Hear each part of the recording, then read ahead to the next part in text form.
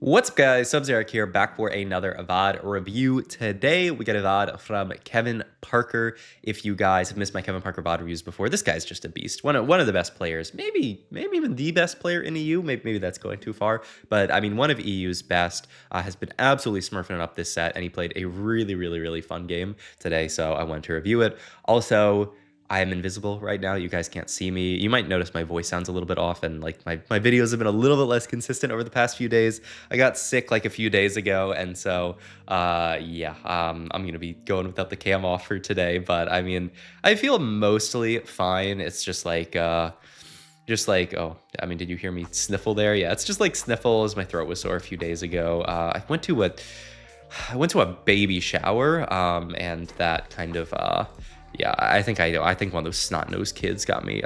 There were a bunch of kids at the baby shower. I think one of those snot-nosed kids got me sick, but it's fine. I will survive here.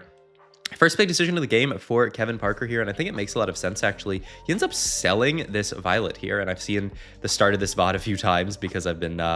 I was like trying to record with Cam, and then I was like, nah, it's not worth it. In any case, we end up selling that here, picking up the rest of these units just because, I mean, look at our items, right? What are the odds of us playing family unless we get an augment that says, hey, you should maybe play family? And Kevin immediately takes this gloves off here. We are in Savika Portal as well, so that we also get an artifact anvil here. But the problem is, none of these items are actually good on Vander.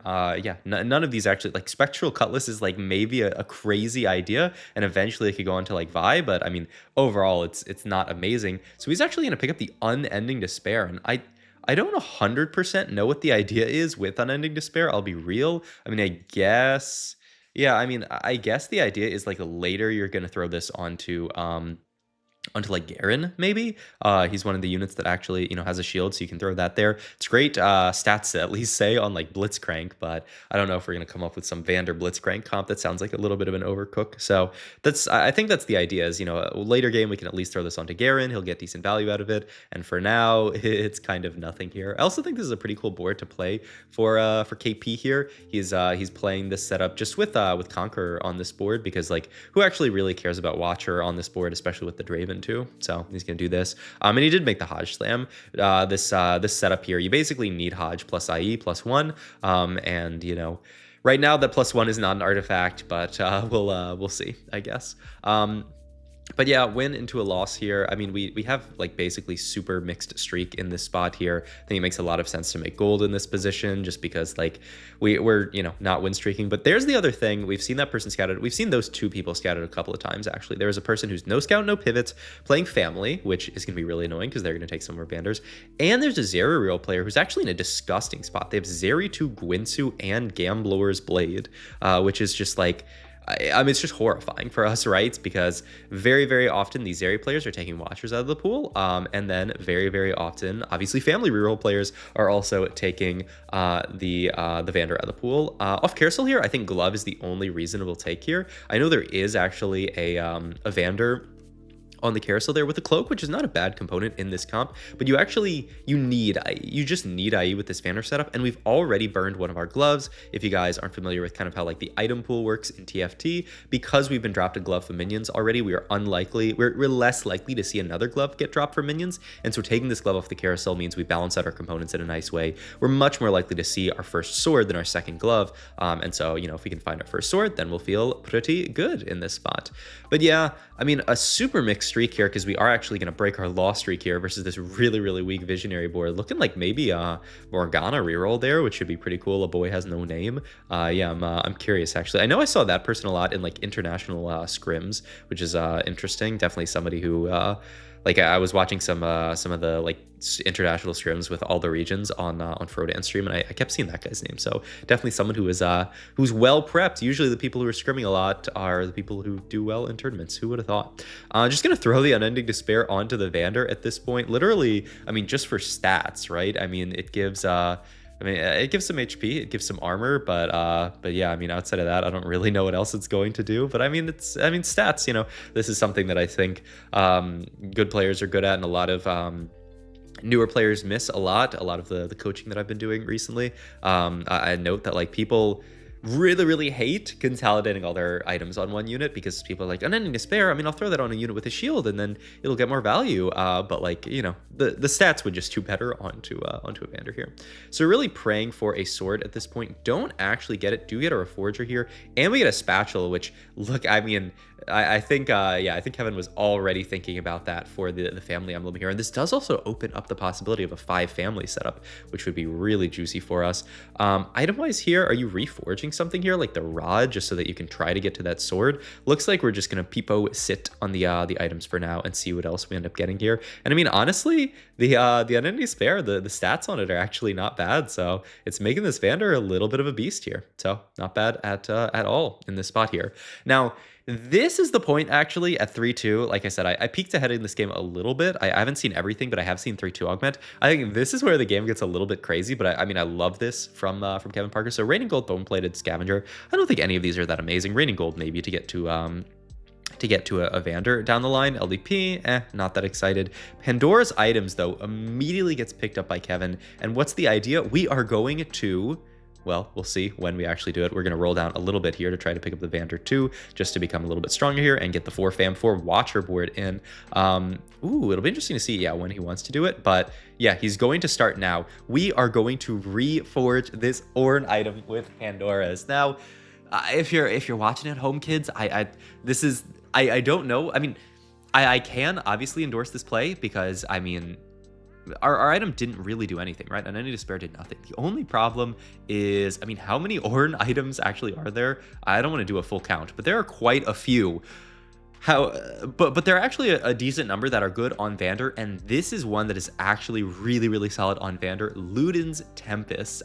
So we actually immediately picked that up. There's about 4 options that are pretty good on him, and then another 2 that are like okay on Vander. So I mean, that's the idea, is like you can't really reroll for a specific artifact. You're gonna be really sad. But if you reroll for one of like a few, you have decent odds of hitting, especially, you know, the rest of this stage. But you can see now you're gonna get the treat of the Luden's Tempest on the Vander here. The idea being this Vander unit very often is overkilling with his ability. He does a ton of damage with his ability, and also, you know, if maybe he doesn't kill somebody with his ult and then he ends up ulting somebody else, you can create these chain reactions where the splash damage just kills everybody. We also did get the IE, which is huge there. Gonna pick up a cloak here. We also made Redemption immediately, as well as just a way to, once again, just make our Vander even tankier here. And then we take the cloak here, I imagine, for the Evans Shroud in this spot here. So I think it makes a lot of sense. Gonna roll down a bit, pick up the Valdemir 2, which is really nice. Even Shroud, yep, gonna come down here.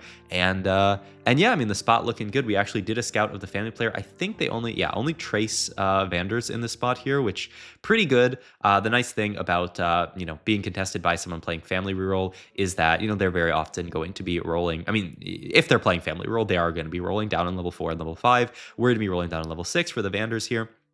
But you can see Kevin really diligent about rolling it to 50 every single round, because, I mean, every Vander that we can take out is big, because that person is well holding 3 Vanders. That's 6 Vanders out of the pool. Actually, no, I think there was a 7th Vander as well on the bench of the Jerry player. So yeah, we have a lot. We have a lot of Vanders pulled out of the pool already. 7 out is not great. It's still hittable, right? There are a decent amount of 2 costs in the pool, 25 to be specific. So it's certainly still hittable, even if somebody else has a 3-star. But not the easiest at the end of the day. You know, the more that are out of the pool, it just makes your odds worse and worse.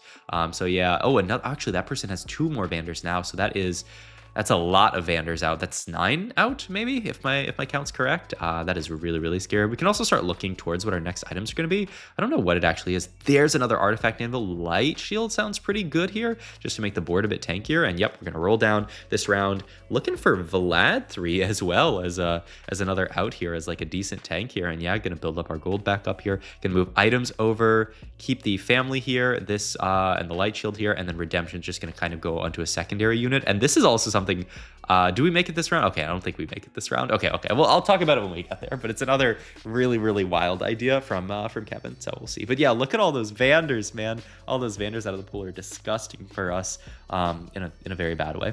Wand Overflow and Blazing Soul, not great. Bulky Buddies, I think, is decent. It's a little bit awkward with all his melee positioning, but I mean, I don't think I have another option really. Flurry of Blows. only being an augment for Vander, I'm not that hyped for. We're one Vander off, and so yeah, I think roll down here, use the dupe here, and boom, there's Vander 3. It was really quick that we got there actually, but this is huge for us. You even get the Draven in for Conqueror here, which is a bit I don't know how I feel about it, but I mean it's something. It's a living. Well, why would you? I mean, you can play that or something worse. But yeah, I mean the Bulky Buddies is at least going to be a lot of tank stats, a lot of extra HP, by the way, when this Vladimir dies onto the Vander, so that's big. And now you can really start to see with the 3-star the value of the Luden's Tempest on this Vander, just blowing people away. We're going to make the Sunfire here. That is kind of like the last aura item that we needed in this spot here. We had the Even Shroud. Now we have the Sunfire made, so we feel happy about that. And then we can start looking at, itemizing a secondary carry. Normally, though, I don't think we really have one. We haven't hit any of the other 3-stars, and we're nowhere near them. So be curious to see who ends up secondary carrying on this board. But oh my god, look at the Luden's value. Oh my god, 27,000 damage. And about half of that, a little bit more than half of that was magic. That was a beautiful fight to showcase the setup there. There is a spat on Carousel if we want to go for family spat, but yep, it's probably going to get taken immediately. So not able to be taken here. We're going to pick up Tier here, which is, I imagine, going to go towards some kind of damage item, but we'll see. Because, yeah, I mean, I think the obvious, unit that you normally want to play around in these type of setups is like a Draven, is like a Powder, but obviously we can't play around them here. So it's a little bit tough. But hey, we made it to the Vander, and honestly, the Vander is doing not a bad job of solo carrying in a lot of these setups. And positioning wise, I mean, really just want to make sure Vander is getting as much damage as possible when he knocks a unit into other units. Oh my god, that Luden's value. I mean, this is probably the most fun artifact on Vander, I will say. All right, Anomaly I think is also really, really big here. Fortified, I mean, do you want something like a Fortified here, really? Fireball, Bully. I mean, Bully's not that great in this lobby. Titan of Teamwork? Oh, Vampiric. Oh my god. So this Vander is going to have Giga Omnivamp here. Actually, like an insane amount of Omnivamp. I mean, but you saw, like, these fights, he was doing, 20,000 damage, sometimes 30,000 damage. So, I mean, Omnivamp on that doesn't sound like a bad idea to me. But all right, let's see. I mean, this Vander is just going to be full HP the entire fight. I mean, look at that. Just one hit, boom, boom, back to full HP, 20,000 damage. I mean, that is such a nice pickup, actually. And also means whenever Vander gets low, he just has the ability to heal back to full, basically. But yeah, just looking for the last couple of Watchers to pick up Scar. There is a Scar 3 out, which is really, really annoying for us because, obviously that's what we want to be playing for. So yeah, I'm not exactly excited about that. We'll see. Going to hold onto the belt here, actually, interestingly enough, and we're going to level up at this point. And then I think, we're just going to send it to try to pick up our relevant upgrades. Really not even upgrades. It's really just random units. There's the Scar, and then we just need the one Garen here, which is a big upgrade. We just can't find it, though. Oh my god. I mean, that's so low roll, actually. Warmog's going to get finished off here, and then maybe there's no duo carry. I know, oh my god, that Luden's value. I mean, maybe you can actually get away with no duo carry here, I think. Yeah, KP even a little bit dizzy here in the spot. Just going to hold on to Giant's Belt here. And there's finally the Garen, which is big. Now we have 6 Watcher, where it's way tankier. I mean, it's also just kind of awkward to, like, fit this kind of stuff here. All right, going to sell off the Vladimir here so that we can move over some of the more relevant items to the Garen here. Yeah, even Shroud and Redemption we need over there, and then these other items can go onto the Vladimir for now. But still, we don't really know what we're doing with items. And here we can start to see this kind of crazy idea as well from Kevin. Oh my god. Oh my god, 24,000 damage, just healed from dead to like full basically here. That was insane. But we start building multiple redemptions, and so redemption stacking is an idea that, I mean, it existed in the past, with this idea that, because like way in the past, you would make like triple redemption, and the damage reduction, the durability would actually stack. Now that doesn't happen anymore because that was actually like really problematic. Also, great positioning for Kevin here. As long as this guy doesn't skater boy away, no, we're chilling here. Well, we're kind of chilling for a second. But now they made it so the durability doesn't stack, but the healing does stack. So this extra healing that you get every single time the redemption procs is healing your units up for more. So the idea is if you have 3 redemptions, you are getting healed for a lot. And I think Kevin's also saying, like, I have no duo carry, right? Like who is going to duo carry on this board? There's nobody. So why should I build damage items here? I mean, am I really going to throw, damage items onto powder here? I don't think it makes any sense. So yeah, we're going to move the second Warmogs over, and yeah, we looked at the triple redemption for a Moo, but he's actually going to move it over to the Scar. The other piece of this is that obviously redemption can only proc within 1 hex, and so like, if this redemption, like the Scar walks over there, we are redemptioning some different units in that spot there, so that's nice. They're also getting the DR, but yeah, I mean, look at this, 24,000 damage, and that was in an instant, man. It's so sick. And I mean, at this point, we're looking at going level 9 here. Maybe eventually on 9 we can find that duo carry. We're looking at maybe Echo here as a decent unit. I mean, the traits line up beautifully on this board, so I think it makes a lot of sense here. And yeah, Kevin just has to figure out his positioning here, doing a lot of like really dynamic positioning swaps to try to make sure we're in the right spot here. Also, this board looks really scary for us. I don't know. We'll see if we have the damage. We really need Vander to get on these high priority targets. Yeah, I mean, that was actually like worst case scenario fight RNG where we knocked back the Akali. She flew straight back onto the Vander. Yeah, it was pretty rough. Also, we do sell off the Echoes there. Interesting. I mean, the idea being that we don't actually have any items for him, so even if we do get him in, it's not the biggest of deals. Yeah, I mean, really looking for those 6 costs, but isn't that always the case? But yeah, I mean, we're at least close to level 9, which we can use to kind of cap out our board a bit more. We do have this Mordekaiser, which is a fun idea here. There's Caitlyn too, which, ooh, I mean, we've been talking about a duo carry. Look at this. I mean, everybody else got 2-star 5 cost off the thingy. Yeah, we're going to play 0 trait. Well, she's family now. Reforge the component, make Deathblade here. Oh, I mean, this is beautiful here. We have the blue buff for her, which is, exactly what the doctor ordered on the Caitlyn. Yeah, 0 trait, essentially. Caitlyn here. But, I mean, she's what we need here. I mean, a ton of damage from Vander, but 5,000 damage. I mean, yeah, I think so many people would just end up selling this Caitlyn because, I mean, well, who cares about Caitlyn too? And find a unit that, like, quote unquote fits on the board trait wise. But I mean, a family Caitlyn too, even without Sniper, even without Enforcer, I mean, she's going to do a ton of work here. And also, look at these nice swaps from Kevin. Nails the Vander there on top of the Violet. That's beautiful here. Every second that we're wasting for the Violet is huge here because we knock her back. She has to walk forward. Oh, I mean, we actually... Oh, can Caitlyn clutch it out? I don't think so. Oh my god, that was so close. But I mean, beautiful positioning for Kevin. I think without that positioning, that fight would have been a really bad loss, actually. That was a beautiful positioning swap from him at the last second there, especially with bulky buddies, by the way. These swaps are not easy at all. These are very hard swaps to make here, and so he's making sure that he gets his Vander into the right spot here. Here, it's actually a pretty tough swap to make, but I mean, maybe he wants his Vander to kind of wrap in this way, knock some units into these guys. I mean, hitting the set is really nice for the extra damage we deal. We blow up everybody. The Vander heals to full. Oh my god, the Luden's value is huge here. And then, okay, we go into last carousel here. There is a Mel and a Warwick if we want to take either one over the Caitlyn, or if we want to start like dropping out of other stuff here. I mean, we could even, I mean, yeah, you can't really drop out of 4 family. That's a really nice addition. But yeah, I mean, are you going to do something with the Mel here? Nope, he's just going to chill. Hold the Mel here, just as, a unit on bench. I mean, the nice thing is this, if we really think we can win out here, this denies the ability of Travis to pick up the Mel, which is nice, because, I mean, that's an extra life that he might have.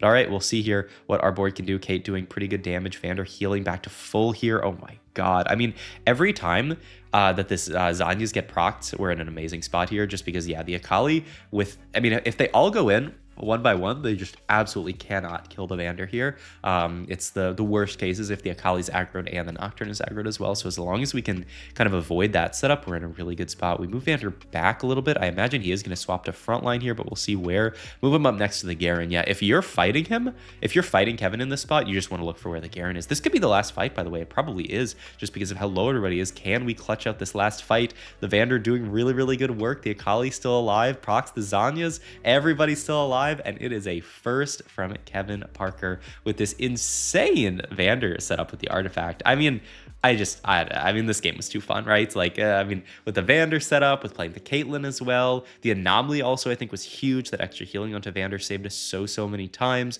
All of the extra redemptions were wild.